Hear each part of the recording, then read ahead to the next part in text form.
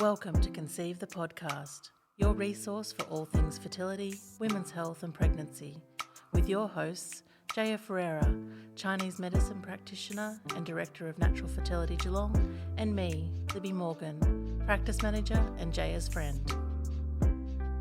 So we've got another episode for Endo Awareness Month, Endometriosis Awareness Month, and it was really important to Jaya and I during this month that we found a guest who lives with endo and was able to share her experience with us. We're so grateful that the lovely Katrina Hamilton from the Instagram account Endo Geelong accepted our invite. Kat is a teacher, she grew up in Geelong and now lives in Mount Dunedin with her dog Jed. Kat was diagnosed with endo about 6 years ago, and in this episode we'll be chatting with her about her story with endo and the impact it's had on her life. Welcome, Kat. Thank you for having me. So we'll get right into it.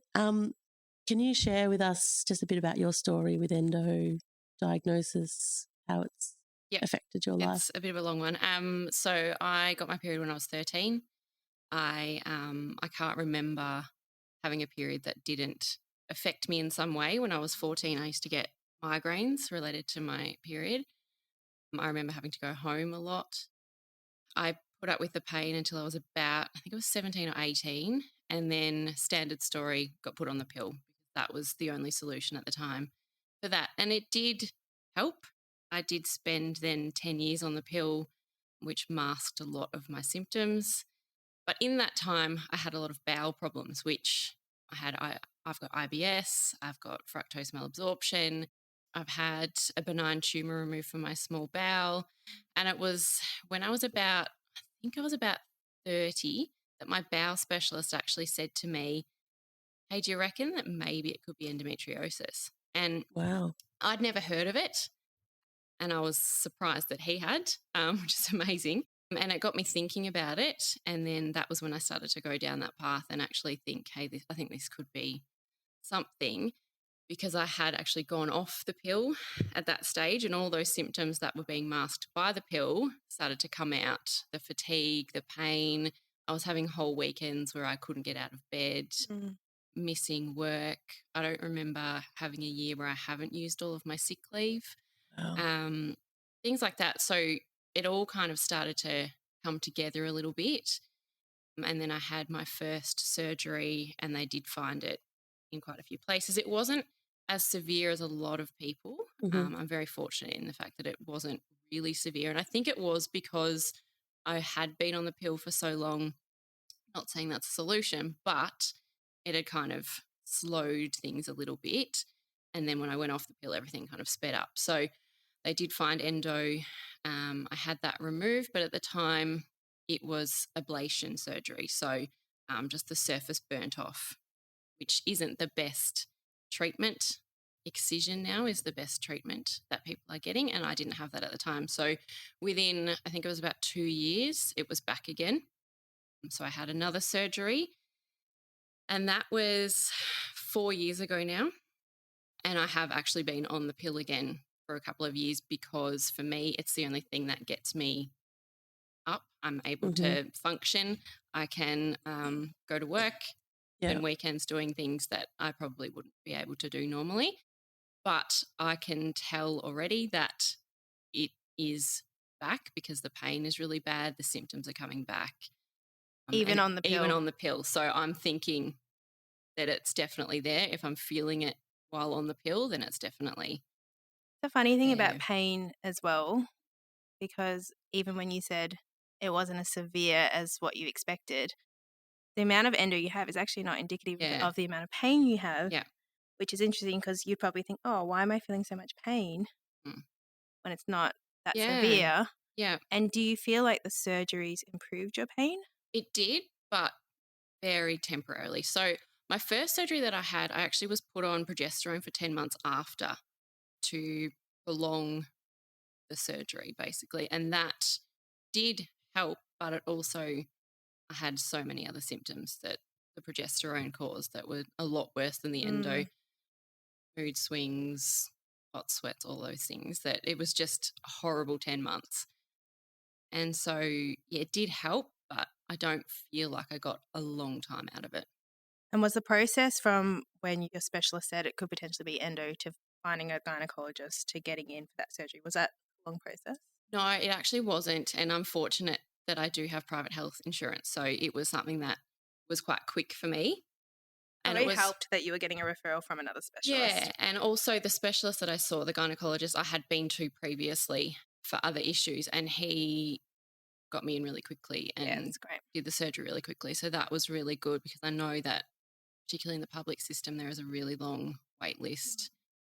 And lately, given that it's not considered essential surgery, then it's which is really longer. frustrating. Yeah. Yeah. I can't imagine having to sit there for a couple of years, not being able to function, waiting.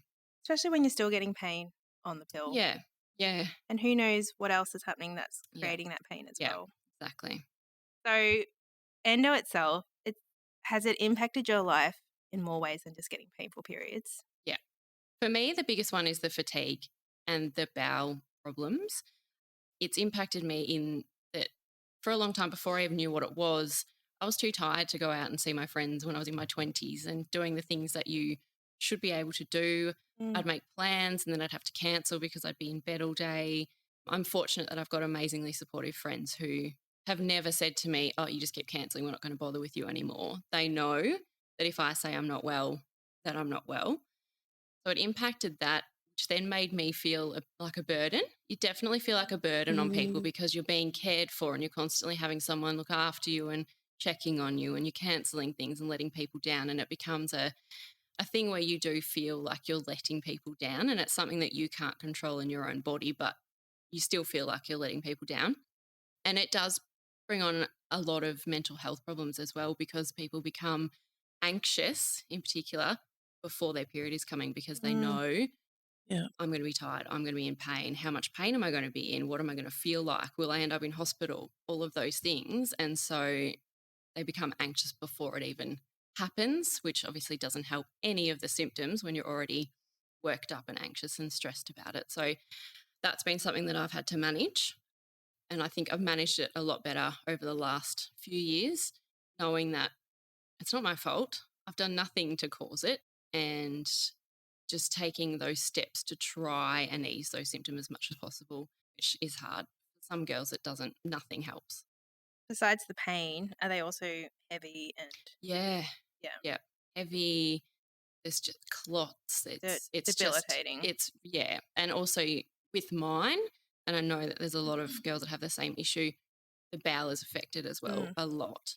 Bladder wise, you can feel like you need to go to the toilet constantly, the pressure on your bladder. It's embarrassing having to go to the toilet all the time. I've had people say to me, oh, you're going again? And you kind of sit there going, oh no, they're going to notice that I'm needing to go to the toilet again, and I just went 15 minutes ago. And a lot of people don't realize that about endo. Yeah. You're more likely to get IBS, the urinary problems. And that's embarrassing. It really is. It's quite embarrassing. And also hip problems. I get really bad hip problems. My lower back is constantly sore. You get the pain down your legs. Yeah, it's not just a heavy period. It's not just a painful period. It can be so many other things. And then with endo being found in other places in the body too, it can cause so many other issues. Do you feel like once you had your diagnosis, you were well supported? I didn't know anyone else with endo at the time. So, no, I kind of had this diagnosis and then went, okay, what now? And that led me to creating the Endo Geelong page, because I wanted to find some other people that would understand. And at the time, a lot of medical professionals didn't know a lot about it, and it is getting better. But at the time, there was not a lot of support out there. Yeah. And you'd go to someone and say, okay, I've got this. And they'd go, oh, yeah, I've heard of that. Really? Like I know a little bit about it. And this is only 6 years ago, 7 years that's ago. Not very long ago. No. So it has come a long way in the last 7 years. But yeah, at the time, I didn't know what to do about it. Yeah. There was a lot of reading. But then also when you do research, there's a lot of incorrect information out there. Oh, absolutely. On the internet. Yeah. Which is overwhelming for people. Absolutely. And you don't know what you're reading. You don't know if it's true. I understand what people are going through if they've just been diagnosed and they don't know anyone and they don't know where to go next. And what have been some of the beneficial tools that have worked for you or practitioners you've seen? The best thing that I did was acupuncture. That was something that helped everything. We didn't plan that. No. We didn't know that was going to be the answer. But that's great to hear. Yeah, it actually really helped everything. I think sometimes people think of acupuncture and go, oh, God, needles, I can't do it. But it helped my stress levels, my anxiety. It helped my bowel, my bladder, my everything, endo symptoms. It helped my cycle, all of those things, which I understand is not accessible to everyone. If it's regular, it becomes very expensive, and I know it's not accessible to everyone. But for me, it's something that has helped the most. Mm-hmm. I haven't been for a while, but even when I was going regularly, it was just that 45 minutes of relaxation, just lying there, just not having to do anything, think about anything, go anywhere, worry about anything. It was just lying there, relaxing, and I always came out feeling more relaxed. Are you taking herbs as well? Yeah, I was. Okay, yeah. And that really helped as well. Natural therapies have been the best thing for me. And I know it's not for everyone, but natural therapists, naturopaths, acupuncturists have been the people that have understood endo the most, which is shocking, but they've been the people that have gone, oh, yep, I know what to do. We can do this. We've got a plan, that kind of thing. And it made me feel way more comfortable about it to go to those people. And we can't get in there and remove it, but what we can do is look at your symptoms around it and support your body. Yeah. And I think that's the thing you need with endo. You need somebody to say to you, I understand it. I understand you. I understand what you're going through. And here's a plan that we can try. Feeling a bit more supported, finding your team essentially. Yeah. You definitely need a team around you because it is something that don't know anyone else that's got it. It can be very isolating. And what about exercise or yoga? Does anything like that help with the pain? Exercise is one of those things that really helps. It helps me. I know that if I have got really bad period pain, and it's actually a couple of weeks ago at work, it was really bad, and I just spent the day walking. I'm a teacher, so I can walk around the classroom. As soon as I sit down, it's back. But I know for a lot of people, the fatigue stops them from doing that. And it's one of those things you just can't win. You need exercise to help the pain. You're too tired to exercise. So you lie there in pain and tired. But I found, depending on how I'm going, different types of exercise work for me. So I have tried yoga in the past, and that's been really good and Pilates for my hips and my lower back. Things like cardio generally don't work for me. My body just crashes afterwards. Weights have been something that have worked really well for me as well. In the past, it just depends how I'm going. I really have to listen to my body, and you really learn to get to know your body really well and how it's feeling. And I've learnt now that my body has signals that it's giving me, and if I don't listen, then I'm going to crash. I'm going to be in bed. Important. And I have ignored them in the past, and I know what happens. And there are times where you just don't have a choice but to just keep going. But if I am able to, then I will go, okay, I need to stop here. I need to not do anything. Walking is it. And where did you find most of your education around endo? Talking to other people, researching, like I said before, internet, you can find some really incorrect information, but there is some really good information out there as well. The best thing I've found is the people that I've connected with through the endo page. Got a bit more of a community there. Yeah, absolutely, which has been really great. And it's growing. It is, yeah, which is really good. Just a lot of reading. I've done a lot of reading, a lot of listening, a lot of just chatting to people, and it's been very frustrating as well. I've had some really shocking experiences with some people that you would expect to support you, medical professionals, and it can become really frustrating when you go in with a problem and they're telling you things that you know are incorrect. And you're being dismissed. Yeah, absolutely. Being dismissed and being told, the amount of times that I have been told, I'll just have a baby, it'll fix it. Which is actually incorrect. So incorrect. Wow. And I've sat there going, what? But I also think I know that that's incorrect. But if you went in there having just had a diagnosis, you don't know anyone, you don't know anything about it, you're panicking, and someone said to you, just have a baby, you might go in there going, oh, okay, all right, that's what I need to do. You don't want to just have a baby. Yeah. And then you think, okay, that'll fix it. And then you've got a baby and your endo's not fixed. So and also, what if you don't want a baby? Exactly. Yeah, it's funny, some of that outdated information and can be just kind of like who you get unless you've Oh, done a bit of research about who you're going to yeah. see. And I've tried to do some research on the endo page and ask people who they've seen that have been good, and the feedback comes back that, okay, these people are good, and then I'll create a list. And then someone will message me and say, oh, that person's gone to Queensland, or they've had a baby, or they're no longer working, but they're no longer practicing, or things happen and these people disappear, and the list is constantly being updated. But then I'll get a message and say, I just went to that doctor that someone else recommended and they were shocking. I left in tears. And it's all these different experiences. And it's so hard to find GPs in particular that have knowledge and are not dismissive. Yeah, we see that all the time.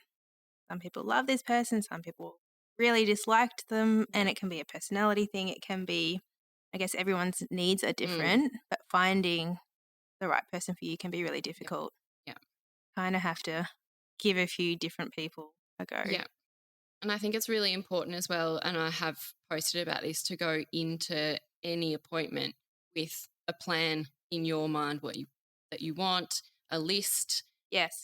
questions that you have. If you want to be referred to a specialist, already do your research before you go in so you know who you want to be referred to, things like that, because that's the only way to get what you need 95% of the time, it feels like. And can we talk about the poll that you put on your Instagram page, which I was shocked about, and I really wanted to talk about it because I thought it was really interesting. But you did a poll about, chronic illness care. You want to talk about some of those stats that came back? Yeah, so I was just really interested because I had struggled, and I know that so many other people have struggled to find a regular GP to support them with not just their endo, but a lot of other chronic illnesses as well. And I just wanted to ask some questions in a poll just to see if the experiences are as bad as I thought that they were. So the first question was, we struggled to find a regular GP who's knowledgeable about your chronic illness. 92% of people said yes, they'd struggled with that. This was over 300 votes. Yeah.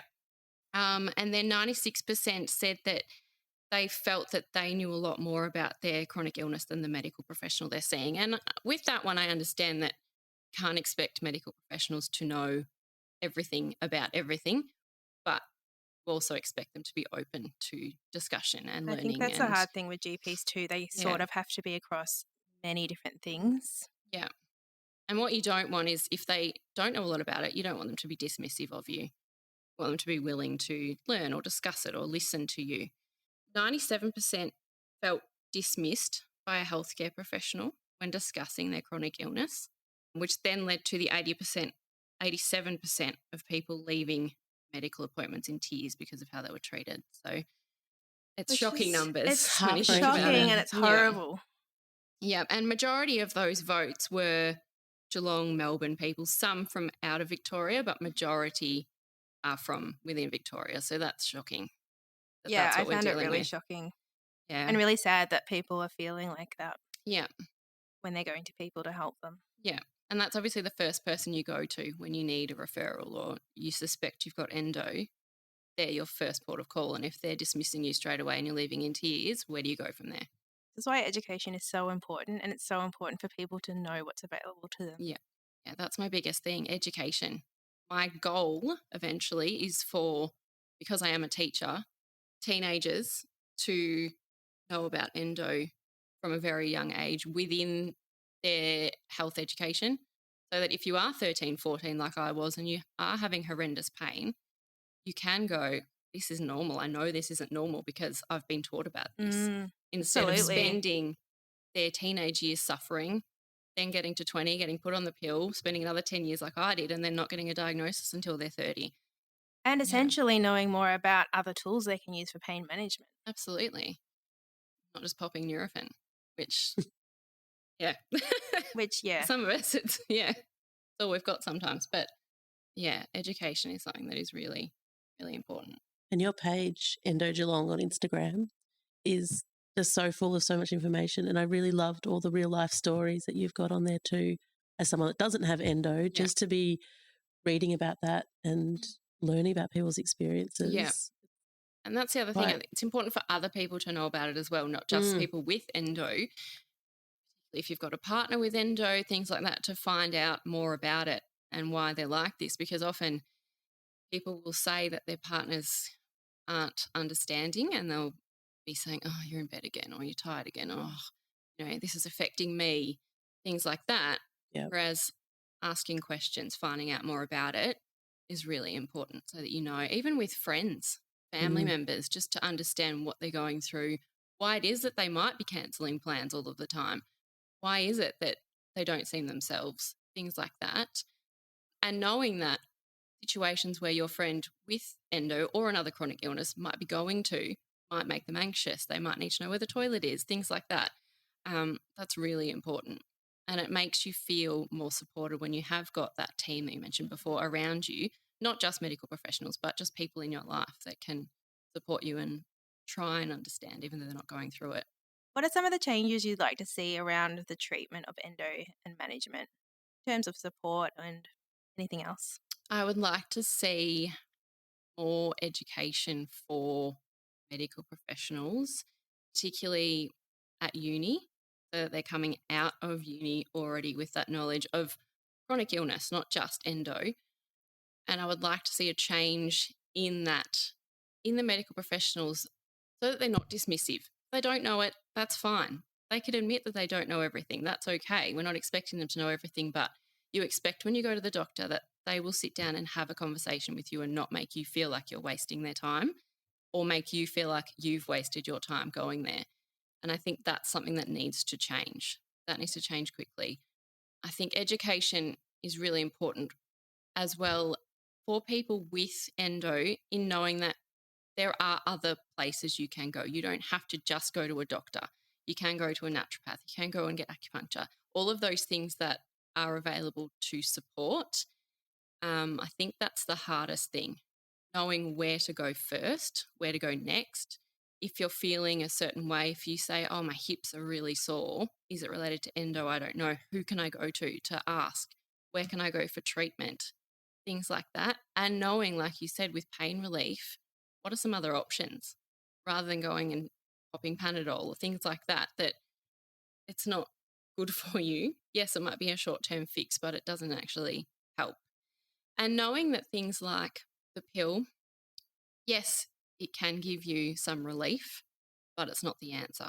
And that's the thing that people are getting a lot of lately is, here's the pill, here's Zoladex, here's all of these things that will mask the symptoms, put you temporarily in menopause, things like that, make you feel all right, but it's not actually fixing it in the long run.